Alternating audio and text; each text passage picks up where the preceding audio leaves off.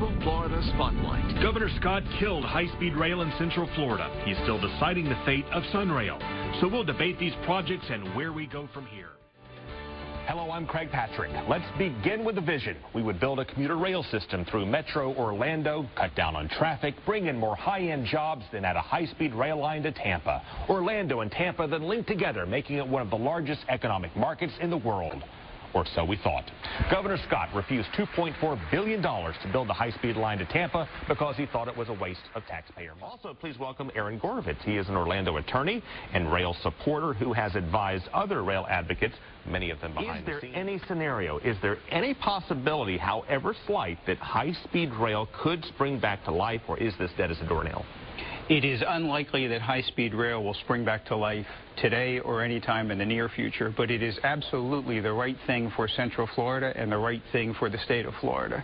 So the plan today is to move it as much as we can, which won't be much, keep it where it is, and hopefully have a governor who will support it one day. I reviewed a lot of studies that suggested that high-speed rail would be successful and profitable, and I wondered if they were right. And the one I was particularly interested to see was the one done by the governor's Florida Department of Transportation, the governor study. The governor's study showed that there would be in excess of $10 million of profit in the first year, $28 million and change in the 10th year, and profit consistently every year from year 1 to year 10.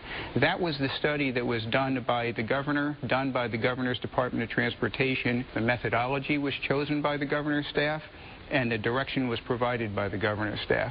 And so it is easy to sit here and say, well, it won't work, it won't make money. The governor's own study concluded it will make money in the first year. Mr. Gorovitz, we'll begin with you. Should the governor block SunRail from moving forward? The answer is absolutely not. SunRail is something that we in Central Florida strongly need, and it would be a significant mistake to block SunRail. Rail moves people faster than automobiles. It is much more safe than automobiles. It is much more reliable than automobiles, and it costs much less than building highways. We just finished construction of one interchange at the East-West Expressway and I-4. That interchange cost $600 million. The entire cost of this rail system is $615 million.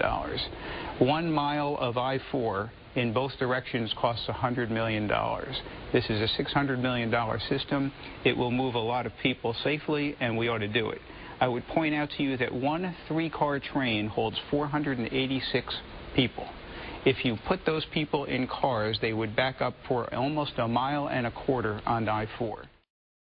Okay. But let's begin with gas tax collections. Sure. If you talk about $1 of gasoline tax, you look at the split on the division of that dollar. 80 cents of that dollar would go toward highway construction and surface transportation, 20 cents for mass transit. Well, the average Orlando commuter spends 41 hours and 32 gallons of gas in traffic.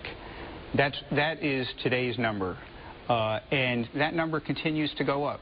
The 32 gallons of gas at $4 gas is $1,200. That $1,200 over time will approach $2,000. And by the way, if there are two commuters in the family, it will approach $4,000. Flex buses are not the answer. We have to provide people a better way to commute, and the better way is SunRail. The fact that we have SunRail money doesn't mean it can be used for education. It may be a good idea, but under the law, there's no question, both Republicans and Democrats agree that that money is pooled money in a pot that can only be used for transportation. So it can't be used for education. I disagree, and State Senator Paul Dockery has told me directly that the state legislature can redirect that money with legislative action.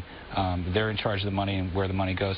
So if there is a new law that doesn't exist today, then maybe it could happen, but under the laws that exist today, it cannot happen.